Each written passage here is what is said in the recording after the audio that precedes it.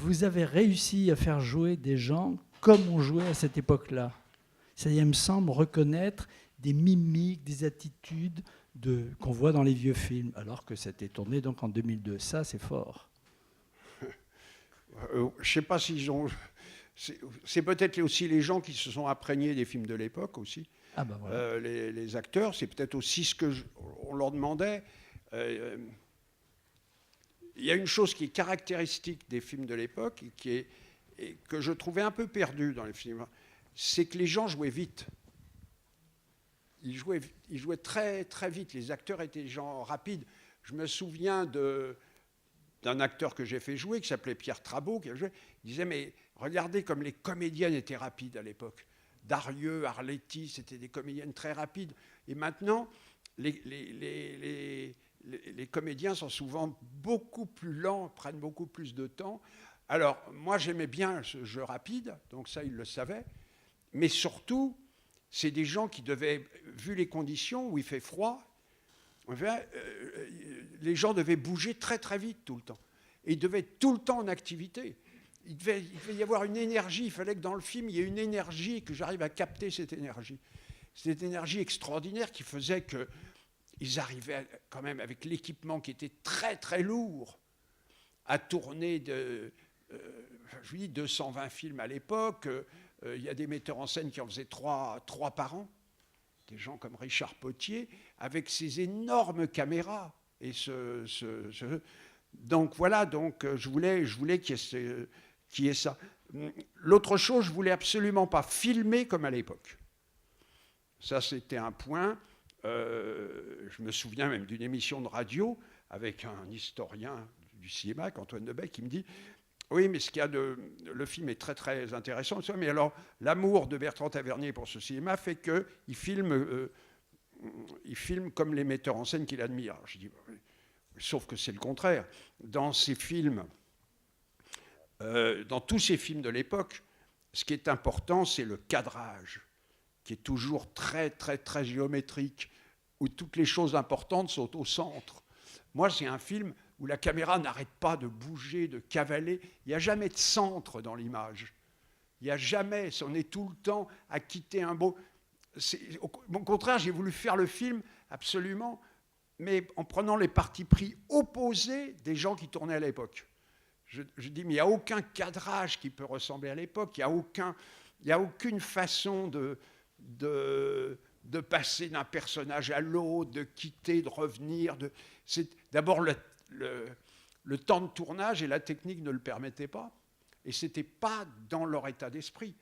Et c'est ce qu'avait senti très bien un type comme Verneuil. Il voit le film et dit, mais ce qui y a d'intéressant, c'est que c'est un film qui est vraiment sur une époque que j'ai connue et qui est tourné, mais jamais les gens auraient osé tourner comme ça à l'époque. Voilà, ben c'était pour moi très, très important, ça.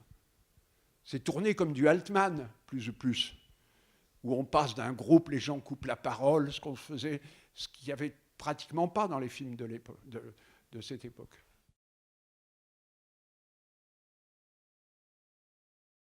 C'est une phrase que Orange m'a toujours répétée. D'accord, c'est une citation. C'est une citation, et moi, ça correspond exactement à ce que je pense. Je trouve que ce n'est pas parce qu'on fait un film qui est dramatique qu'il ne doit pas y avoir des grands moments de comédie. Et Orange me citait toujours des trucs qui étaient arrivés dans sa vie. Il disait que dans tous les films, les enterrements sont lugubres. Et tout le monde prend... Mais oui, moi, j'ai assisté à l'enterrement de mon père. Il y avait mon grand-oncle qui vient, qui prend le... Comment ça s'appelle pour faire le... Non, le goupillon. Qui prend le goupillon, qui fait le signe au-dessus sur le cercueil, qui regarde le goupillon et qui part avec en courant. Il part avec le goupillon. Et il y a un moment de stupeur et tous les gens commencent à lui courir après pour rattraper le goupillon. Et il disait, voilà, Orange, voilà, ça c'est un truc intéressant. Dans une scène où tout le monde est affligé par le douleur, tout d'un coup, il y a les gens qui doivent rattraper le goupillon qui s'est taillé dans le cimetière par un mec qui a eu un coup de folie, qui est parti en courant avec le goupillon. Il donnait sans cesse des... Et vous avez ça constamment dans Douce. Vous avez... Et ça, c'est une phrase qu'il m'a citée. Il m'a dit, Lara était catastrophée parce que les gens riaient dans la première projection de Douce. Or, il y a des trucs dans Douce qui sont bidonnants, des phrases. Hein. Quand elle dit, toujours, vous avez remarqué, quand ils vont porter le bouillon chez les pauvres, et puis elle dit à Madeleine Robinson, vous avez remarqué, mademoiselle, que les pauvres habitent toujours très haut. Oui, oui, des trucs comme ça qui sont hyper moins. Et puis quand elle lui dit qu'elle voudrait avoir... est-ce qu'elle peut avoir un jour de liberté dans sa semaine, et que je lui dis liberté, égalité, fraternité, hein, apprenez ma petite que je suis trop vieille pour être républicaine, qui est une phrase très marrante, surtout quand c'est fait dans ce contexte. Ce qui est, voilà. Donc ça, c'était pas... Moi, et ça se trouve que c'est quelque chose que j'aime, c'est quelque chose que j'aime chez les cinéastes italiens, qui vont faire des films dramatiques, puis tout d'un coup, il va y avoir un moment qui va être... Alors moi, je voulais qu'il y ait vraiment des moments de comédie. Puis j'ai été servi avec l'histoire de l'escapade à Londres, qui est... que Devève me l'a raconté. Alors, ce qu'on a changé, on a quand même pris des libertés. Ce qu'on a changé, c'est que dans la réalité, Devève m'a toujours dit qu'il avait été interrogé par les deux mêmes officiers. Moi, je ne trouvais pas ça très marrant. Je trouvais plus marrant qu'il y ait sans arrêt des gens nouveaux qui arrivent et qu'ils soient condamnés à le répéter, etc. Il était enrhumé, ça c'était vrai. Ça, toute l'histoire des ventouses, il me l'a raconté. Il m'a même montré, il avait gardé la pompe à vélo, il l'avait, la pompe à vélo qu'il avait, et il avait gardé le paquet de thé qu'il avait ramené d'Angleterre dans ses affaires. Donc j'avais le paquet de thé Lion's Tea, comme ça. Mais donc j'ai changé ça. Moi j'ai changé, j'ai le fait et j'ai ajouté des trucs en me disant que parmi ces officiers qui questionnaient, il y en avait qui avaient été réquisitionnés, qui faisaient partie du cinéma britannique, des gens qui avaient été engagés. Et je me dis que tout d'un coup, il y en a un qui est cinéphile et qui veut savoir qui joue Maigret. Je trouvais que c'était tout d'un coup intéressant au milieu de toutes ces questions. Un mec qui dit que Harry Bor, Maigret, c'est très très bien. Et tout ça, bon. Alors, voilà. Alors, ce que j'ai inventé aussi, Devève a toujours dit qu'il n'a jamais su ce qu'il y avait dans les documents. Alors, moi, je trouve qu'on ne pouvait pas consacrer un quart d'heure ou 20 minutes à ça et puis ne rien donner au public. Donc, j'ai inventé un truc où quelqu'un dit en anglais ce qui fait que lui, il ne le comprend pas. Devève ne comprend pas ce qu'ils disent. Parce que Devève, un peu plus loin dans ses mémoires, dit qu'à peu près à la même époque, il avait pédalé et qu'il était rentré en cachette dans le tunnel de Saint-Cloud et qu'il avait vu des V2 entreposés. Donc, j'ai pris un truc qui était qui faisait partie de ce qu'il m'avait raconté, que j'ai mis là, mais que je l'ai mis en anglais pour que lui ne comprenne pas et que je puisse dire que j'ai préservé sa vérité. Lui, il ne le savait pas, mais le public le sait. Comme ça évite de faire une séquence qui soit totalement gratuite. Mais là, Gamblin a été complètement génial, parce que la manière dont il, petit à petit, se met à tousser, à respirer, ça, là, c'est un formidable travail d'acteur comique, comme ça. Il a eu un rôle ambigu, il a chanté, c'est dit à un moment dans le film qu'il chantait à l'enterrement de Carbone, non, ou de Spirito. Enfin, d'un des deux, il a chanté, c'est lui qui à Saint-Philippe-du-Roule, qui a chanté là. Oui, bien sûr, il a eu un rôle ambigu. Je ne pense pas qu'il ait dénoncé qui que ce soit. Je pense qu'il a été extrêmement égoïste, qui vivait là qu'il a beaucoup travaillé, beaucoup travaillé. Il a fait beaucoup de films. à l'époque, Devève, qui était assistant sur plusieurs films, disait qu'il arrivait, qu'il était... Alors, les gens...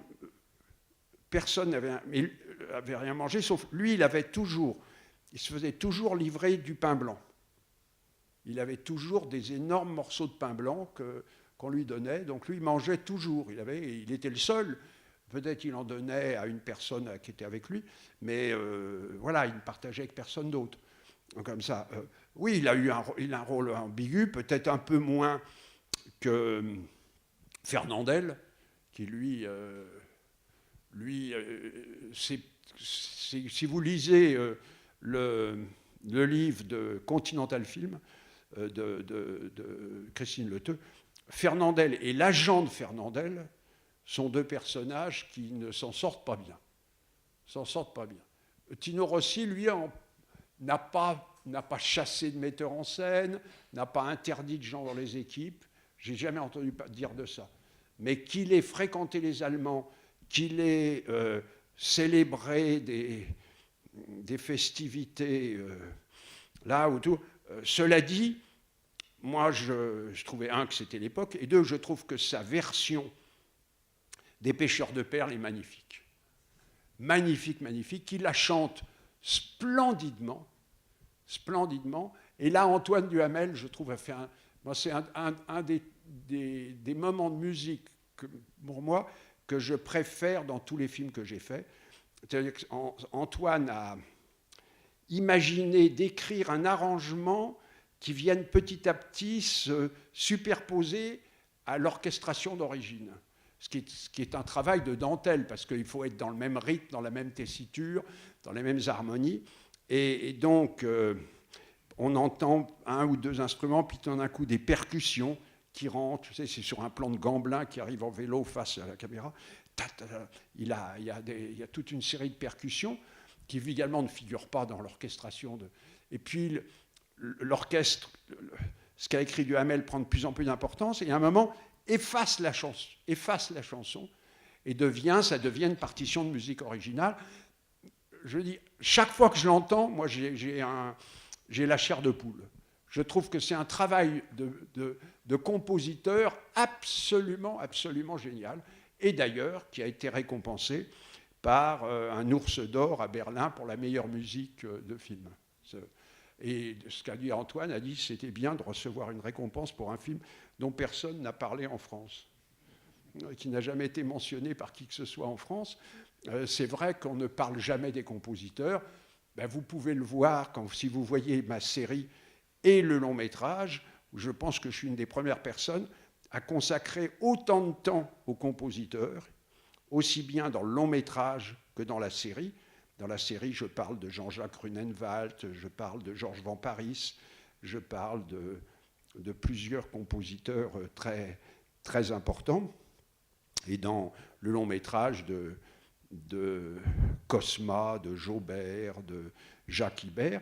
Et récemment, à la suite de la série et du film, j'ai eu la joie de parvenir à organiser 3 concerts avec les orchestres de Radio France, dans lesquels on a joué ces musiques de film. Certaines, ça c'était mon souhait, depuis le début, depuis ces 5 ans de combat, certaines n'étaient pas du tout disponibles. Il n'y avait jamais eu de disque, il n'y avait jamais eu d'enregistrement en dehors du film, du son optique du film. Les éditeurs avaient perdu les partitions, les ayants droit ne les avaient pas. Donc, il y en a certaines qu'on a reconstituées et qui ont pu être jouées pour la première fois grâce, pour certaines, à Bruno Fontaine, qui a reconstitué la musique de La Grande Illusion en écoutant sur le DVD. Il a écrit une suite de 10 minutes et c'était la première fois qu'on entendait cette musique de Joseph Cosma depuis 1937, qu'on entendait la musique vraiment, ce qui était une chose très, très, très émouvante. La musique de La Grande Illusion est une musique géniale. Géniale. Et également, il a reconstitué Monsieur Arcadine d'Orson Welles, qui n'existe, il n'y a rien. Et on a 7 minutes de la musique de M. Arcadine. Et puis un ami à moi, Louis de Noyer de Segonzac, pour le second concert, a reconstitué Justin de Marseille, de Maurice Tourneur, la musique de Jacques Ibert. Il a reconstitué Claude Roland-Manuel, la musique de Remorque, de Jean Grémillon, que Henri Dutilleux considérait comme peut-être la plus belle partition de toutes les musiques de films français, et qui était introuvable, indisponible, jamais enregistrée. Donc on peut, encore, je pense qu'on peut les écouter si on va sur le site de France Musique. Et la troisième musique qui a été reconstituée, qui a été un choc, mais je dis un choc pour le public. Il y avait 1200 personnes, ça a été un choc. C'est la musique de La Vérité sur Bébé Donge d'Henri Decoing, musique de Jean-Jacques Grunenwald, qui est une musique qui avait des années d'avance. On a l'impression d'entendre du Philippe Glass, sauf, m'a dit Louis Dunoyer qui l'a reconstruit, que les harmonies de Philippe Glass sont basiques, alors que les harmonies de Grunenwald sont extraordinairement sophistiquées. Mais ça a été des tonnerres d'applaudissements. Donc voilà, donc je me suis intéressé à ça.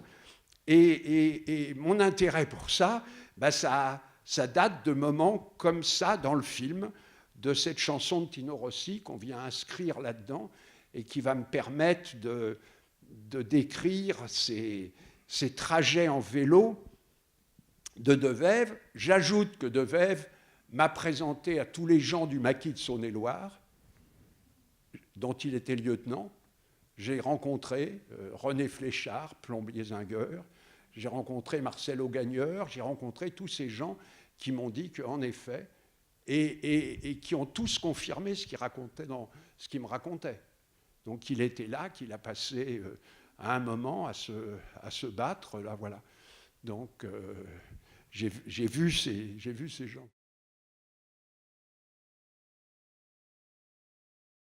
Il y en a certains qui n'ont pas du tout été inquiétés, comme Christian Jacques. Alors c'est compliqué. Christian Jacques était chef de réseau de la résistance, là, oui. ce qui n'est pas d'être très... Oui, c'est très très compliqué. On ne peut pas répondre de manière générale, parce que tout ça dépendait d'un climat politique où la Continentale, à la Libération, a été la cible. D'un côté, je répète, le Parti communiste qui voulait faire oublier sa conduite avant la rupture du pacte germano-soviétique. Voilà. Donc, il y a eu des attaques très, très violentes contre la Continentale. Un peu... un certain nombre de personnes ont écopé d'un blâme, dont Jean Orange, qui était totalement immérité, on le voit un peu dans le film. Il ne voulait pas faire Adrien, il l'a fait, et nous on a des témoignages très précis. René Veller, qu'on montre aussi dans le film, m'a dit que Orange lui avait sauvé la vie en l'amenant à la Continentale et en travaillant sur cette merde inouïe qui est Adrien de Fernandel, qui est un film que moi j'ai essayé de le voir 3 fois, je ne suis jamais allé jusqu'au bout. C'est vraiment terrible. Eh bien, Veller dit, pendant 10 à 12 semaines, j'ai pu manger. Alors que je crevais de faim. C'est vrai qu'il vendait, il était sur un marché, il vendait des trucs sur un marché pour survivre. Et que Orange l'a sauvé. Ça, c'est... Donc il y a eu des gens qui ont eu un blâme. Il y a eu quelques films qui ont été condamnés. Les Inconnus dans la maison a été frappé d'indignité nationale parce que le coupable est juif. On voit dans le livre de Christine Leteux, que Decoing, appuyé par Clouzot, s'est battu pour faire supprimer le mot juif, n'a pas réussi à changer le prénom, Ephraim Lucas, qui est dans Simon. Mais si vous voyez la série, parce que j'espère que vous verrez l'épisode ou que vous prendrez le DVD, Les Inconnus dans la maison, à la Libération, a subi un sort bizarre. Donc il a été frappé d'indignité nationale, ce qui fait que Decoing, dont lui-même la conduite avait été jugée très honorable, puisque Decoing a rompu avec la Continentale, il est parti sans tourner le 3e film qu'il devait tourner, et qu'il a aidé un scénariste juif, Max Colpay, dans Premier Rendez-vous. Le film est coécrit par Decoing et Max Colpay, ce qui fait que Max Colpay, Decoing lui a donné la moitié de son salaire. Et pour le dernier film que Decoing devait faire à la Continentale et qu'il n'a pas terminé, Decoing a profité d'un voyage à Nice pour emmener Max Colpay en Suisse. Donc Colpay a témoigné pour Decoing en disant que Decoing lui avait sauvé la vie. Là. Mais quand même, les Inconnus dans la maison, à cause de l'histoire de Ephraim Lucas, rebaptisé Amédée à la Libération. Là. Donc je ne sais pas si dans la version que vous voyez, on a rétabli la version originale où tout le monde l'appelle Ephraim Lucas, mais il y a eu un moment où la moitié des personnages, enfin tous les personnages l'appelaient Amédée, et puis à la fin, Rému l'appelait Ephraim Lucas parce que Rému était mort avant qu'on redouble le film et qu'on ne pouvait pas doubler Rému. Donc Amédée était appelé Ephraim un peu plus tard, ce qui ne devait pas arranger la compréhension des spectateurs, quoi, je veux dire ça. Il y a eu un cinéaste, il y a eu quelques cinéastes qui ont été condamnés à 1 an d'interdiction de tournée, comme Potier, parce que sur la Continentale, comme il y a eu quelques cinéastes comme ça. Il y a eu Clouzot, mais Clouzot était au-delà d'un cinéaste, il était directeur du département des scénarios, et puis le corbeau était resté en travers de la gorge de certains, des communistes et des catholiques, pour beaucoup de choses. C'est un film qui parle d'avortement, c'est un film où le héros est agnostique, on parle de l'être anonyme, il n'y a pas de héros positif, bon, enfin bref, et plein de mensonges ont été débités sur le corbeau. Les communistes ont répandu des mensonges terribles pendant des décennies, comme quoi le film avait été diffusé en Allemagne sur le titre d'une petite ville française. Et le film n'est jamais sorti en Allemagne. La Tobis l'avait refusé parce que le film était trop noir. Et le certificat d'exportation n'a jamais été signé. Donc, ce sont des mensonges. Alors, il y a eu un type qui a, je crois, écopé de 5 ans d'interdiction de travail. Parce que Clouzot, ça s'est très vite arrangé. C'était d'abord à vie, puis ça a été 1 an et demi. Mais même pendant 7 ans et demi, on lui laissait préparer le Quai des Orfèvres. Donc il l'a préparé pendant cela. C'est Léo Johannon, parce que Léo Johannon, lui, s'est comporté de manière abjecte. Il a fait du chantage contre Raymond Bernard et Jacques Companès, qui étaient juifs, en leur disant qu'il les dénoncerait s'ils ne lui filaient pas un scénario qu'ils avaient écrit, qui s'appelle Caprice, que Johannon a pris, a signé, et il a fait le film à la Continentale. Raymond Bernard a fait qui était juif, le metteur en scène des Croix de Bois, le metteur en scène des Misérables, et du Joueur d'échecs. Raymond Bernard a fait un procès au prud'homme à la société qui avait vendu le truc à Johannon. Pendant l'occupation, Raymond Bernard juif fait un procès à une société qui est proche de la société allemande, gagne le procès. Mais il est à ce moment-là dans la clandestinité, et on ne peut pas lui remettre ce qu'il a gagné, puisqu'on ne sait pas où il est. Et son frère sera déporté à Auschwitz. Voilà. Donc Léo Johannon sera... je crois qu'il faudra qu'il attende 4 ou 5 ans avant de faire son premier film qui s'appelle Le 84 prend des vacances. Voilà, qui est son grand retour. Là, qui est Léo Johannon, que Henri Janson appelait dans un truc la mouche du Boche. Ce que je trouve très, très, très, très drôle. La mouche du Boche. Voilà. Donc, il y a eu des sanctions, il y a eu des problèmes pour ça. Alors, les acteurs, c'est différent, parce que les gens font des amalgames surtout. Pour certaines actrices, c'était moins la collaboration que ils avaient été complices de trafiquants, elles s'étaient maquées avec des trafiquants, Ginette Leclerc et certains, elles étaient un peu avec des gangsters, elles vivaient. Et c'est plus ça qu'on leur a fait payer que la collaboration.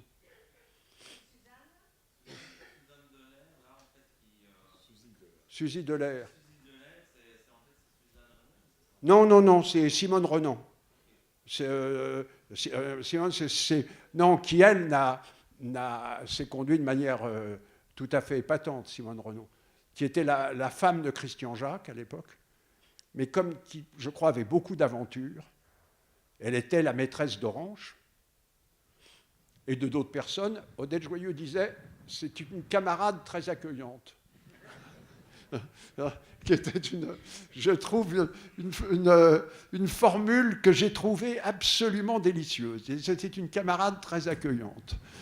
Simone Renan, qui a fini par épouser Alexandre Mnouchkine. Et Simone Renan, il y a plusieurs films, elle est épatante dans Lettres d'amour, d'Othan Lara, qui est un petit bijou. Là, dans Quai des Orfèvres, elle est formidable. C'est à elle que Jouvet dit vous êtes un type dans mon genre, en la regardant. Oui, vous n'avez pas de chance avec les femmes, puisqu'elle est lesbienne, vous n'avez pas de chance. Là, vous êtes un type dans mon genre. C'est Simone Renan qui était... Voilà. Et donc, Charlotte, elle avait vu les films, et je trouvais qu'elle avait ce côté de comédie populaire formidable et de charme qu'avait Simone Renan. Ah oui, oui, oui, oui, et de manière injuste. Et de manière injuste et traitée par des gens avec beaucoup de brutalité. Alors qu'en fait, Guitry s'est battu quand on a voulu débaptiser le théâtre Sarah Bernard. Guitry, il a continué à jouer ses pièces. Il a eu une vie mondaine, mais il a écrit un livre un peu pétiniste de Jeanne d'Arc à Philippe Pétain. Là, oui, mais en même temps, vous ne pouvez pas trouver une déclaration pro-allemande, pro-nazie ou antisémite. Il a sauvé Tristan Bernard. Oui, il a sauvé Tristan Bernard. Père de Raymond Bernard. Oui. Et il a été... non, mais Guitry, il a été passé à tabac en grande partie aussi par des résistants de la dernière heure. Et c'est Marcel Pagnol qui est venu un peu le récupérer quand il était... son orgueil a beaucoup souffert parce qu'il a été... Et il disait à Pagnol, vous savez, ce qui est le plus terrible quand on est en prison, c'est que j'ai découvert que j'avais beaucoup de mal à m'habiller tout seul. Parce qu'il avait plus de maître d'hôtel domestique. Et Pagnol disait, je pense en plus que c'est complètement vrai. Ça, voilà. Il ne savait pas s'habiller tout seul, Guitry. Donc ça a été terrible. Ça a été terrible. Et les gens ont été... il est tombé sur des gens qui ont été crasses. Et je crois que c'est un peu Alain Decaux qui l'a aidé. Alain Decaux est venu le récupérer et l'a aidé. Je pense qu'il ne méritait pas ça. Il en a conçu après une amertume qui fait que la dernière partie de son œuvre est assez noire, est assez dure, Guitry.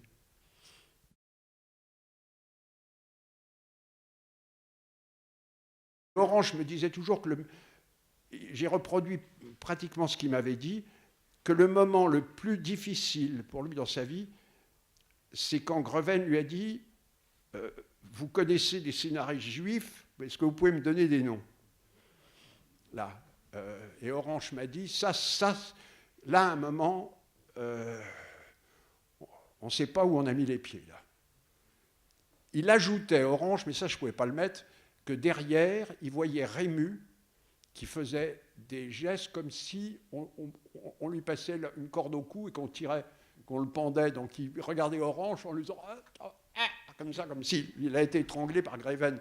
Donc, mais ça, je ne pouvais pas le mettre parce que ça aurait rajouté Rému, ça aurait fait private joke.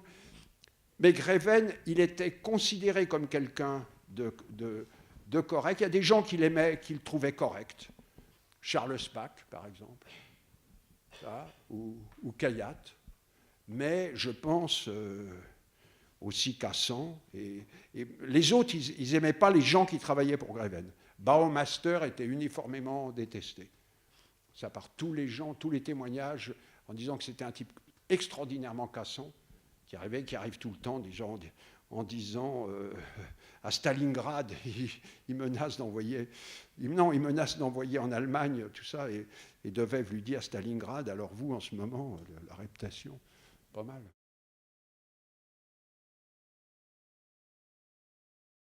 Il y a des musiciens qu'on fait signer, oui, des trucs. La SACEM n'a pas joué un rôle. Elle a mis beaucoup de temps à restituer certaines compositions. Il y a eu des compositions. Il y a un livre de Benoît Dutertre, très très intéressant. Alors Benoît Dutertre est une anthologie là-dessus. Il a écrit sur quelqu'un qui était un ami de Reynaldo Hahn et qui a côtoyé beaucoup de musiciens de film, qui a côtoyé beaucoup de comédiens, qui parle du destin de Casimir Oberfeld dans ce livre, dont j'ai oublié le titre, mais si vous regardez Benoît Dutertre, c'est un de ses derniers ouvrages, et qui raconte que, par exemple, le compositeur de la musique d'Avec le sourire de Maurice Tourneur, qui est quelqu'un qui avait composé des opérettes et beaucoup d'airs, et a été aussi envoyé à Auschwitz.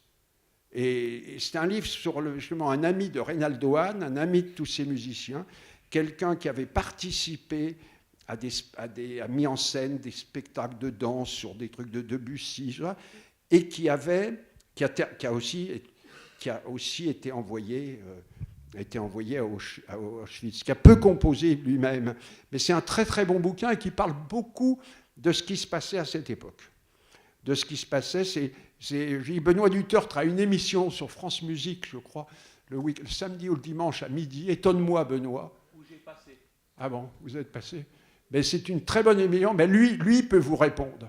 Lui, c'est une autorité sur la musique de cette époque et sur les auteurs de chansons, ce qu'on entendait. Mais il y en a, en effet, il y en a qui ont eu des prête-noms.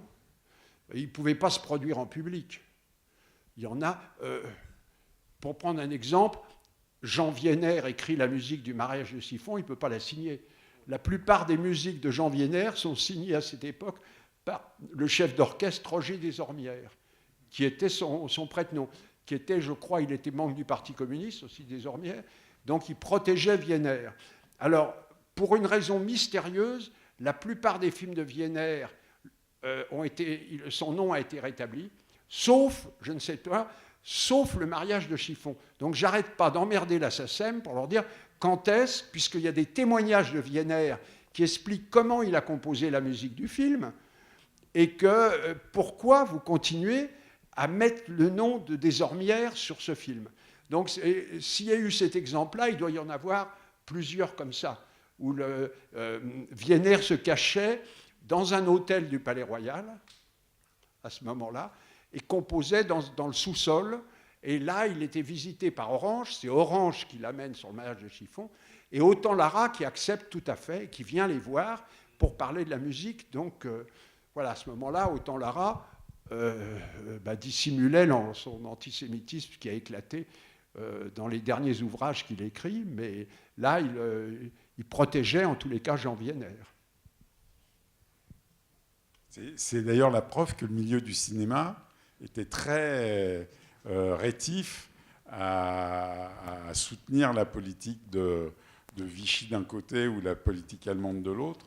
C'est que des gens qui, après, n'ont pas été toujours formidables après la guerre, pendant la guerre, se sont bien comportés, oui. Comme Autant Lara, qui était impeccable pendant la guerre. Oui, oui. Pas mal. Il n'y a pas... je vous dis, les cinéastes ont été...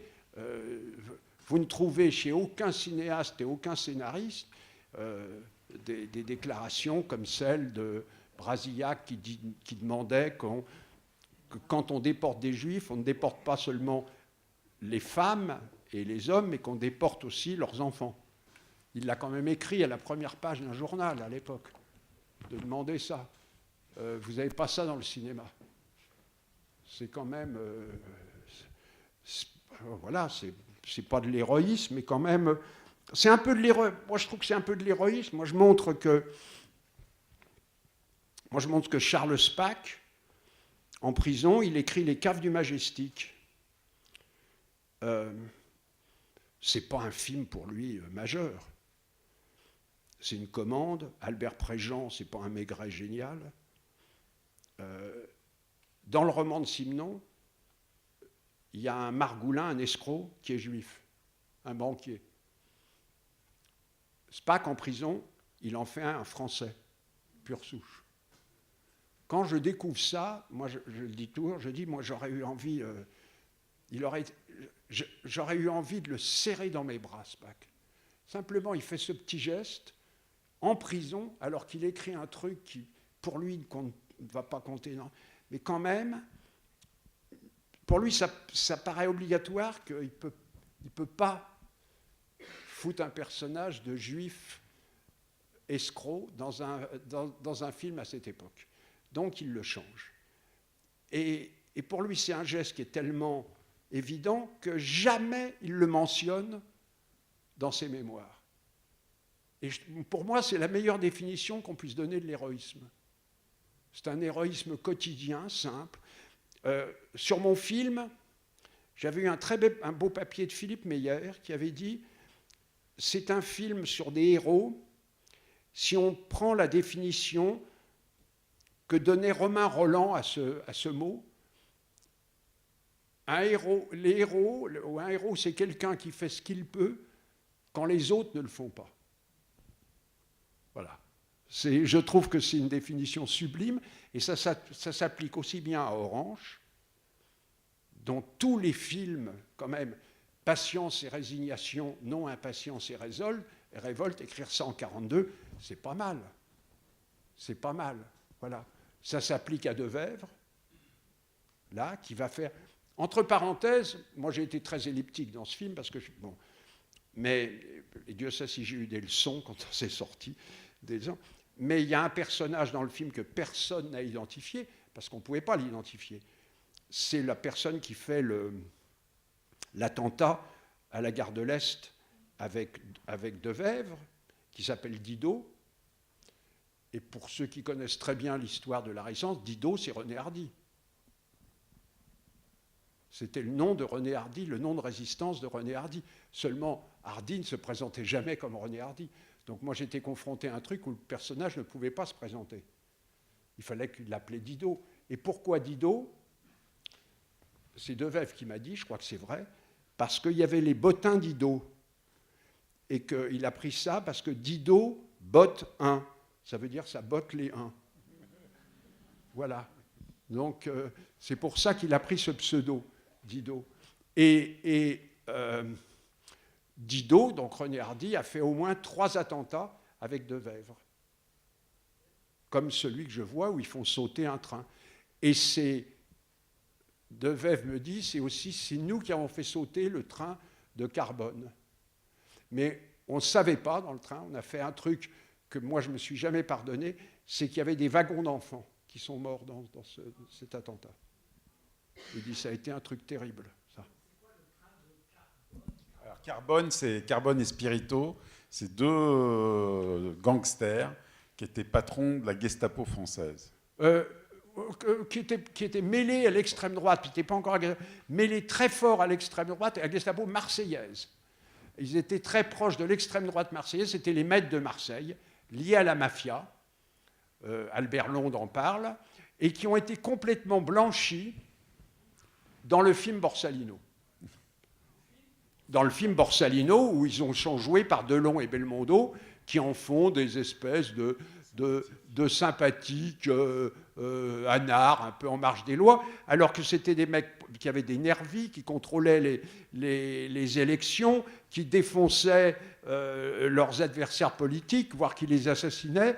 C'est des crapules, mais des crapules absolument totales.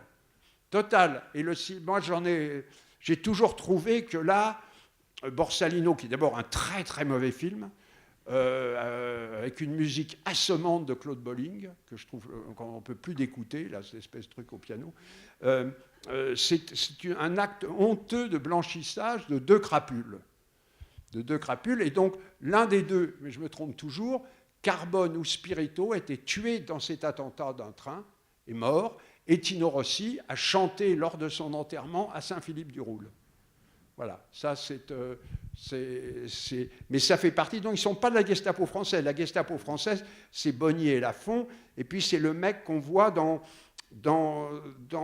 le panier fleuri, là, le type que joue l'acteur de Didier Besace, là, Thierry Gibault, cette espèce de type là, qui invite tout le monde à déjeuner et puis qui fait massacrer un clochard, comme ça, parce que le clochard vole des chats pour les vendre au restaurant. Voilà. Bien, mais remercions Bertrand Tavernier. N'oubliez pas que demain, il est là aussi pour présenter un épisode de Voyage dans le cinéma français, et que donc nous sommes maintenant pour quelques semaines à découvrir les films dont vous avez entendu parler ce soir. Bonne soirée.